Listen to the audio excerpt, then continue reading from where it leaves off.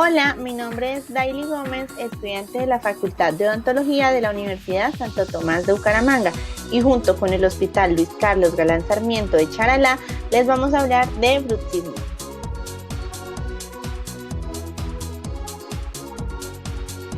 Primero que todo, tenemos que saber que el bruxismo es una parafunción manifestada por el apretamiento o el rechinamiento causada por la desarmonía de la posición de los dientes, también conocida como una disfunción neuromuscular.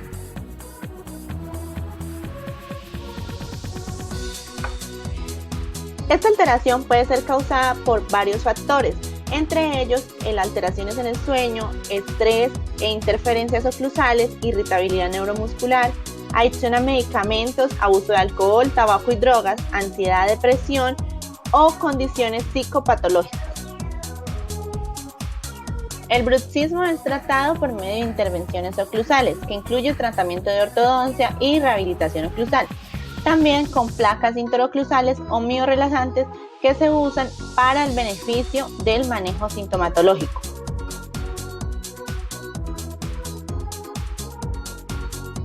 Como tratamiento se usa la terapia farmacológica, la interconsulta con especialistas en alteraciones del sueño o neurológico, en casos más severos con medicamentos, atención a daños pupares y periodontales, también atención a problemas craneomandibulares y ayuda psicológica. Y por último, no dejes nunca de informarte acerca de cualquier alteración o patología que pueda presentar tu cuerpo.